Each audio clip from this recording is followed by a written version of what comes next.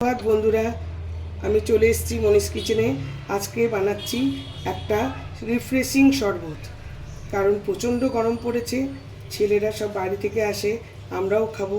সেই জন্য এই যে মৌরি ভিজিয়ে রেখেছিলাম, মৌরি ভেজানো জলটা ছেঁকে নিয়ে নিয়েছি।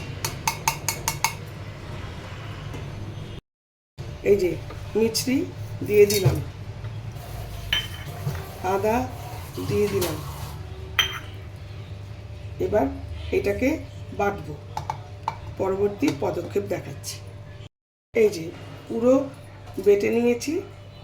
এই বাটাটা আমি ঠান্ডা জল দিয়ে, এর মধ্যে ঠান্ডা জল দেব। এই যে ঠান্ডা জল দিয়ে দিচ্ছি।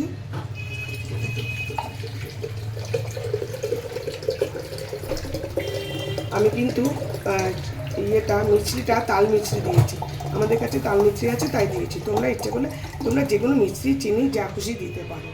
খুব রিফ্রেশিং এটা। আচ্ছা, এর মধ্যে এটা একটু জল দিয়ে এর মধ্যে দিয়ে দিচ্ছি।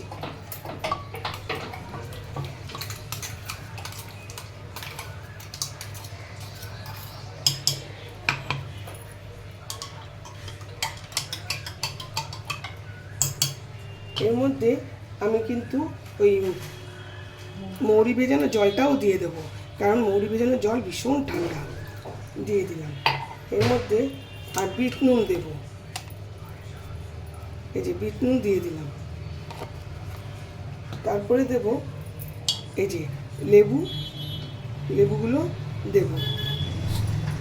নেক্সট প্রসেস দেখাবো।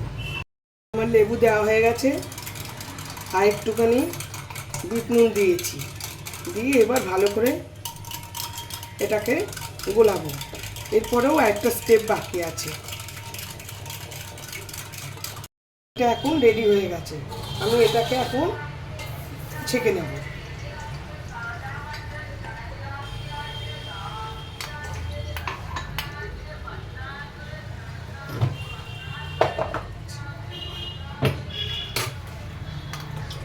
এই যে আমার ছাকা হয়ে গেছে, ছেঁকে এবার আমি জগে আবার রেখে দেব।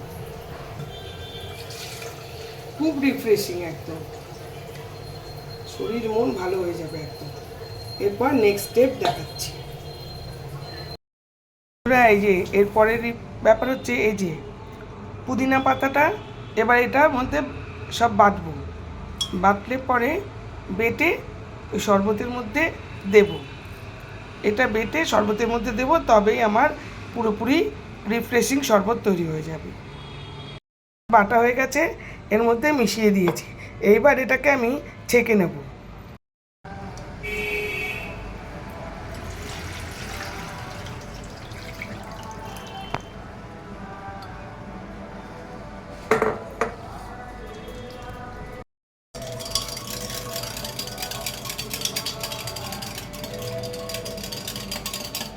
সব মশলাগুলো গুলে গেল, একদম রেডি আমার রিফ্রেশিং শরবত।